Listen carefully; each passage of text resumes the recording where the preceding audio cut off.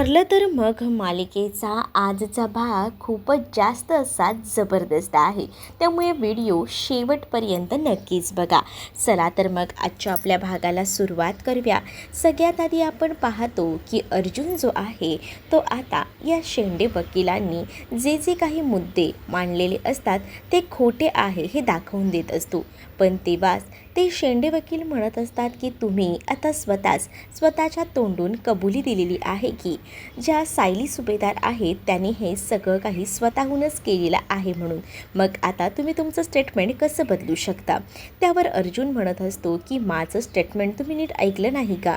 मी म्हटलं होतं की तुम्ही जे काही पुरावे कोर्टात सादर केले ते कितपत योग्य आहे कितपत नाही याचा तपास घेतला का? तो सगळ्याचा तपास जेव्हा घ्याल ना तेव्हा सगळ्या काही गोष्टी खऱ्याखुऱ्या समजतील. पण मी आता या सगळ्याचे पुरावे आणलेले आहेत आणि मी जे जे काही पुरावे आणलेत ना ते सगळे तुम्हा सगळ्यांसमोर मी आता सांगणार आहे, हेही आता म्हटलेलं असतं. आणि जेव्हा या सगळ्याबद्दल आता बोललं जातं तेव्हा मात्र आता अर्जुन जो आहे तो एक एक करून आता या सगळ्याची सुरुवात करणार असतो. अर्जुन म्हणतो की चला आता मी पहिल्यांदा ना माझ्या अशील जे आहेत त्यांचे आधी स्टेटमेंट घेतो.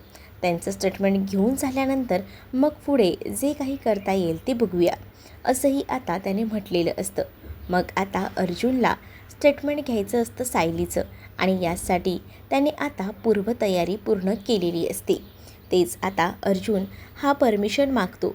तर दुसरीकडे आता इकडे कल्पना त्यासोबत आता प्रतिमा खूप जास्त खुश असतात, कारण अर्जुन त्यांना माहिती आहे जे काही करेल ते एकदमच परफेक्ट करेल.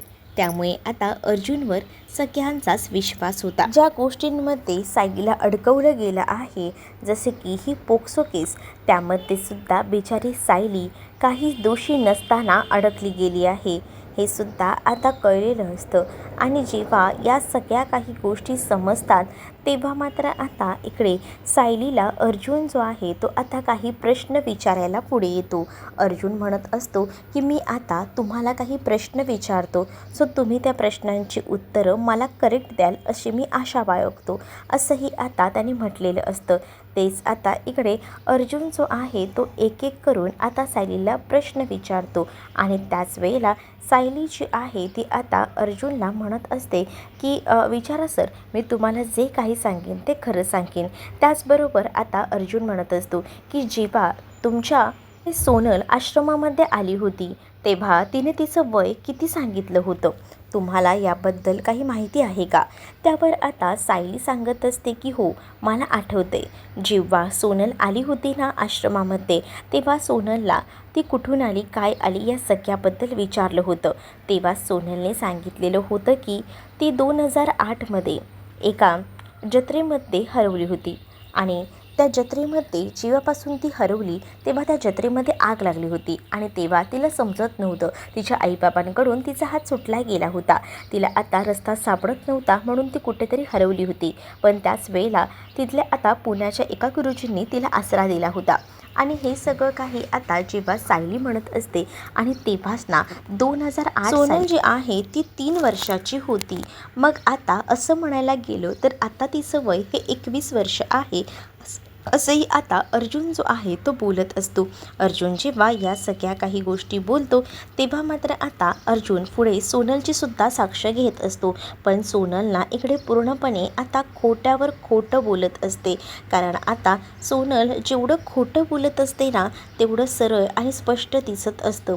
आणि तेव्हाच ना दुसरीकडे मात्र आता पाहायला मिळतं की इकडे आता सोनलला जेव्हा तिचं वय आणि या सगळ्याबद्दल विचारलं जातं तेव्हा सोनल आता खोटं सांगते आणि सोनल म्हणते की जेव्हा मी आश्रमात आले होते तेव्हा मी ताईला सांगितलं होतं की माझं वय हे 17 असं आहे, कारण ज्या गुरुजींकडे मी होते ना त्या गुरुजींनी मला तेच सांगितलं होतं की तुझं वय आता 17 आहे. तेच आता कुसुम आणि मधुभाऊ चर्चा करत असतात. कुसुम मधुभाऊंना सांगत असते की ही किती खोटं बोलते, ही आधी एवढं खोटं कधीच बोलली नव्हती, आता हिला खोटं कसं काय सुचतंय बोलायला हेही आता काही कळत नाही आहे असंही आता म्हटलेलं असतं. अर्जुन सोनलचं स्टेटमेंट घेत असतो आणि जेव्हा सोनलचं स्टेटमेंट घेतो तेव्हा त्याच्या लक्षात येतं की ही कोणीतरी जसं सांगितलंय तसंच बोलते. म्हणून अर्जुन आता सोनल ही 21 वर्षाची असल्याचे पुरावे आता कोर्टामध्ये सादर करत असतो. जसं की 2008 साली ती 3 वर्षाची होती आणि तसं बघायला गेलं तर आता 2026 चालू आहे. 2026मध्ये आता ती 21 वर्षांची झालेली आहे. इकडे आता जो सचिन आहे तो खूप जास्त असा घाबरलेला असतो. सचिन आता विचार करतो अर्जुनने तर बरेच पुरावे आणलेले आहेत आणि त्याला आता भीती वाटत असते. तेच दुसरीकडे मात्र आता जे शेंडे वकील असतात ना ते उठून उभे राहतात आणि ते आता काही गोष्टी खोट्या आहेत असं म्हणतात. कारण आतापर्यंत अल्पवयीन मुलींची तस्करीच करण्यात आलेली आहे हे तर आता बोललं गेलेलं होतं आणि त्याचसोबत जे सोनलचे काका आहेत त्यांनीसुद्धा सरळ आणि स्पष्ट सांगितलेलं होतं की सायलीनेच त्यांना हे सगळं काही करायला लावलं. मग आता त्या काकांनासुद्धा समोर बोलवलं जातं. जसं आता त्या काकांना बोलवलं जातं ना तसं आता ते काका हजर असतात आणि जेव्हा ते काका हजर असतात तेव्हा अर्जुन त्यांची उलट तपासणी घेत असतो. अर्जुन त्यांना काही प्रश्न विचारतो. अर्जुन म्हणत असतो की आता मला सांगा, जेव्हा तुम्ही सोनलला घ्यायला आला होतात तेव्हा सोनलला घ्यायला येत असताना काय काय बोलला होता ते सगळं सांगा. तेव्हाच ना आता तो सुरेश कदम सांगत असतो की मला ना आठवत नाही. मग आता तुम्ही पाठ केलेल्या गोष्टी तुम्हाला आठवत नाही आहे का, तुम्ही विसरले आहे का, असंही आता म्हटलं जातं. हो हो, ज्या गोष्टी पाठ केल्या होत्या त्या सगळ्या काही मी विसरलो आहे हेही आता म्हटलं जातं. मग तेव्हाच ना या सगळ्या गोष्टींबद्दल जेव्हा बोललं जातं तेव्हा अर्जुन कोर्टामध्ये एक पुरावा देतो आणि ज्यामध्ये वडगाव येथे आग लागली होती जत्रेमध्ये त्याबद्दलचा हा पुरावा असतो. आणि खरंच वडगावच्या जत्रेमध्ये 2008 साली आग लागली होती आणि तेव्हाच बरीच कुटुंब उद्ध्वस्त झाली होती आणि या सगळ्या गोष्टी आता अर्जुनने कोर्टात सामील केलेल्या असतात. तेव्हाच ना दुसरीकडे आता लगेच सुरेश कदम बोलत असतो की हो हो मला आठवलं मला ना सायलीताईंनी तसं बोलायला सांगितलं होतं. सायलीताईंनी मला हेच सांगितलं होतं की वडगावच्या जत्रेमध्ये आग लागली आहे. खरं तर ना सायलीताईंचा हा खूप जुना धंदा आहे. सायलीताई यामध्ये माहीर आहेत. त्यांनीच हे सगळं काही घडवून आणलं. उलट आहे ना मला तर आधी भीती वाटत होती पण सायलीताईंनी हे पैशांसाठी सगळं काही केलं असं देखील आता सुरेश जो आहे तो सायलीवर आरोप करत बोलत असतो. तेव्हा शेंडे वकील उठून उभे राहतात आणि म्हणत असतात की बघितलं का, या सगळ्याबद्दल आता इथे सुद्धा बोललं जातंय. याचाच अर्थ हे सगळे जे पुरावे आहेत जे आपल्या समोर ठेवलेले आहेत ते सगळे खरे आहेत. सुरेश कदम, तुमच्याकडे काय पुरावा आहे की तुम्ही आणि सायली एकत्र होतात. तेव्हा आता सुरेश कदम बोलतो की याबद्दलचे बरेच पुरावे मी कोर्टामध्ये ऑलरेडी सादर केलेले आहेत आणि त्याबद्दल तुम्हा सगळ्यांना सुद्धा सांगितलेलं आहे. त्यावेळेला अर्जुन म्हणतो की हे असे पुरावे फक्त कोर्टात सादर करून होत नसतात, त्याबद्दल व्यवस्थित पडताळणी केली आहे का हे तुम्ही पाहिलं आहे का, हेही आता विचारलं जातं. आणि जेव्हा या सगळ्या काही गोष्टी विचारल्या जातात ना तेव्हा मात्र आता अर्जुन जो आहे तो म्हणत असतो की नाही, काही मिसअंडरस्टँडिंग होते, आता जे काही खरं आहे ना ते मी तुम्हाला सांगतो. आणि असं बोलून आता अर्जुन या सगळ्या काही गोष्टी ज्या आहेत ना त्या एक एक करून सांगायचा प्रयत्न करत असतो. कारण सायली निर्दोष आहे याबद्दलचे अर्जुनकडे सगळेच पुरावे असतात. अर्जुनने वडगावला जाऊन स्वतः या सगळ्याची खात्री करून घेतलेली असते आणि हे सगळे पुरावे त्यांनी आता मिळवलेले असतात. त्याचबरोबर आता जे इन्स्पेक्टर जे अटक करायला आलेले होते, निकम इन्स्पेक्टर, त्यांनासुद्धा अर्जुनने विटनेस बॉक्समध्ये बोलवलेलं होतं आणि अर्जुन त्यांना म्हणतो की तुम्ही जेव्हा सायलीला अटक करायला आले होते खरं तर सोनल ही अल्पवयीन आहे या गोष्टी तुम्हाला माहिती होत्या का, सोनलचं वय याबद्दल काही गोष्टी तुम्हाला माहिती होत्या का, कारण तुम्ही अटक करायला आलेले असताना पोक्सो केस अंतर्गत सायलीला अटक केली. तेव्हाच ना इथे आता जे इन्स्पेक्टर असतात निकम ते सुद्धा बोलत असतात की नाही, मला याबद्दल काहीच माहिती नव्हतं. मग आता पॉईंट टू बी नोटेड आता अर्जुन तिथे असणाऱ्या जजना बोलत असतो. त्याबरोबर जज आता या सगळ्या पॉईंट्स व्यवस्थितपणे नोट डाऊन करून घेत असतात. तेच आता इथे सोनल ही जी आहे ती खोटं बोलते. सोनल 17 वर्ष सांगते पण सोनलचे जे काही रिपोर्ट्स आहेत ते सुद्धा आम्ही केलेले आहेत. आणि जसे की इन्स्पेक्टर यांनी सांगितले की यांनासुद्धा जेव्हा समजलं होतं की सोनलवर अत्याचार झालेले आहेत, तेव्हा त्यांनीसुद्धा या सगळ्याची पडताळणी केली नाही आणि थेट सायलीला अटक करायला आले होते. मग तेव्हाच ना अर्जुनने हे छोटे छोटे मुद्दे का होईना मांडलेले असतात कोर्टामध्ये. तेव्हा मात्र आता या सगळ्या काही गोष्टी बघून ना सोनल शांतच बसलेली असते. मात्र आता सचिन आणि राकेशची मात्र बोलती बंद झालेली असते, कारण अर्जुन कोर्टामध्ये एकावर एक छक्के मारत असतो आणि जे की त्यांना असं वाटत असतं की आपण या सगळ्यामध्ये अडकवू आणि या सगळ्या काही गोष्टी मॅनेज करू, पण ते काही मॅनेज झालेलं नसतं. आणि जेव्हा या सगळ्या काही गोष्टी म्हणजेच अर्जुनने जे काही पुरावे कोर्टामध्ये सादर केलेले असतात, त्यावरनं आता इकडे असणारा राकेश आणि सचिन खूप जास्त असे घाबरलेले असतात. त्यांनी असा कधीही विचार केला नव्हता की हे सगळं असं होईल.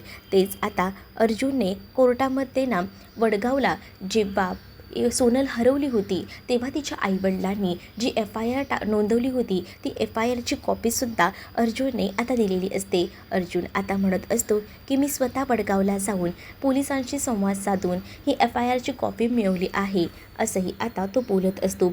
आता अर्जुनने या सगळ्या काही गोष्टी आणल्या असतात, तेव्हासुद्धा तिथे उल्लेख केलेला असतो की 2008 सालीच आमची मुलगी जी आहे ती हरवली आहे. म्हणजे स्वतः सोनलच्या आईबाबांनी ती तक्रार केलेली होती आणि त्यामुळे अर्जुनने कोर्टामध्ये तो FIRसुद्धा दाखल केलेला असतो. त्यामुळे बऱ्याच गोष्टी आता शक्य होत असतात. तेच आता दुसरीकडे हे सगळं तर होत असतं, तेव्हा शेंडे वकील जे आहेत ते नेहमीप्रमाणेच पुढे येतात आणि जसे ते आता पुढे येतात ना, ते आता अर्जुन कसा दोषी आहे, अर्जुन जे काही बोलतो आहे ते सगळं काही खोटं आहे हेच आता साबित करण्याचा प्रयत्न करत असतात. पण त्यांच्याकडे या सगळ्या काही गोष्टी खोट्या आहेत हे सांगणारे पुरावे तर नसतात आणि त्यामुळेच ना अर्जुन जे काही बोलत असतो, त्यामुळे आता त्या शेंडे वकिलांना शांतही बसावंच लागणार असतं. दुसरा पर्याय त्यांच्याकडे नव्हता.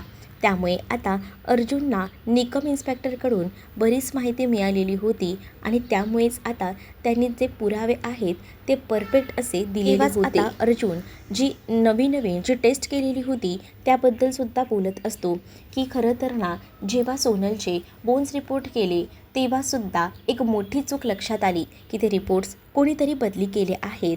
मग हे रिपोर्ट्स खरे आहेत की नाही या सगळ्या काही गोष्टींना आपल्याला हे डॉक्टरच सांगू शकतील.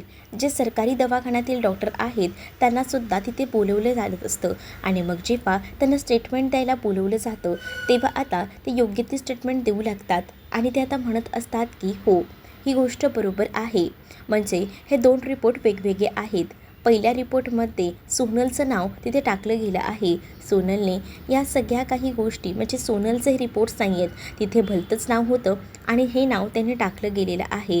हे सगळं काही मुद्दामून कोणीतरी केलेलं आहे किंवा या सगळ्या काही गोष्टी चुकून झाल्या असतील. पण पहिला जो रिपोर्ट काढला आहे तो रिपोर्ट सपशेल खोटा आहे हे देखील आता तिथे डॉक्टरांनी सांगितलेलं असतं. मग डॉक्टरांना विचारलं जातं की मग सेकंड रिपोर्ट, मग डॉक्टर म्हणतात की हो, हा सेकंड रिपोर्ट परफेक्ट आहे असं. मग आता हा सेकंड रिपोर्टमध्ये जे बोन्स पेपर असतात त्याच्यामध्ये त्या रिपोर्टनुसार जे वय आहे ते 20 ते 21 वर्ष हे भरत असतं, जेणेकरून आता सोनल जी आहे ती अल्पवयीन नाही आहे या गोष्टी समजतात. आणि त्यानंतर मात्र आता त्या हॉस्पिटलमधील वॉर्ड बॉयलासुद्धा बोलवलं जातं, ज्याचं नाव कदम असतं. कदमला आता जेव्हा बोलवलं जातं तेव्हा आता त्या वॉर्ड बॉयला बघून खूप जास्त भीतीना सचिन आणि राकेशला वाटत असते. सचिन आणि राकेश पुरते घाबरलेले असतात की आता ह्याने आपलं नाव घेतलं म्हणजे आपण मिळेलोच, असं आता ते दोघंही जण विचार करत असतात. तेच अर्जुन आता त्या वॉर्ड बॉयला उलटसुलट प्रश्न करत असतो आणि मग आता अर्जुन त्या वॉर्ड बॉयला सांगत असतो की मला आता सांगा, त्या दिवशी तुमच्या हॉस्पिटलमध्ये नेमकं काय काय घडलं होतं या सगळ्या काही गोष्टी मला सांगा आणि ते रिपोर्ट्स तुम्हीच बदली केले होते. मग आता अर्जुनने ज्या दिवशी तिथे रिपोर्ट्स काढायला गेलेला होता त्याच दिवशी अर्जुनने या सगळ्याची नोंद घेतलेली होती की कोण कसं आहे ते. त्या दिवशीचा प्रसंग अर्जुन आता कोर्टामध्ये सांगत असतो. ज्यावेळेला अर्जुनला असं वाटत होतं की हे रिपोर्ट खरे आहेत की नाही, त्यामुळेच आता अर्जुनने ते रिपोर्ट्स खरे करण्यासाठी तिथे आता कामाला पुन्हा एकदा सगळ्यांना लावलेलं होतं. आणि त्याचसोबत अर्जुनसोबत चैतन्य, त्याचसोबत इन्स्पेक्टर सावंतसुद्धा होते. त्यामुळे अर्जुनला हे काम सोपं जात होतं. त्यानंतर दुसरीकडे पाहायला मिळत असतं की अर्जुनला त्या वॉर्डबॉयवर संशय येत होता. अर्जुनने त्या इन्स्पेक्टर सावंत यांना त्या वॉर्डबॉयबद्दल सांगितलेलं होतं. तो वॉर्डबॉय आपल्यावर लक्ष ठेवून आहे, काहीतरी गडबड मला वाटते, मग आपण या सगळ्याची शहानिशा करूया, असंही आता त्यांचं ठरलेलं असतं. म्हणूनच इन्स्पेक्टर सावंत त्या वॉर्डबॉयकडे जातात आणि वॉर्डबॉयला विचारतात की काय रे, तुझं काय चाललंय? मगासपासून मी बघतोय तू आमच्यावर लक्ष ठेवून आहेस, मला खरं खरं सांग, हे जे रिपोर्ट्स आहे ते तूच बदलले आहेस ना?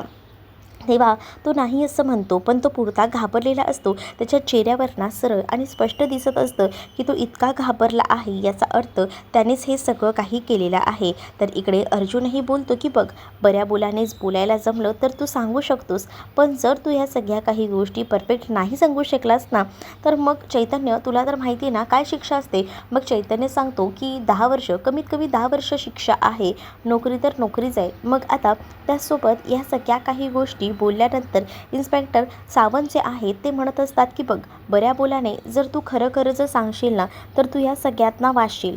मग आता तूच ठरव, तुला वाचायचं आहे की तुला या सगळ्यामध्ये पुरतं अडकायचं आहे.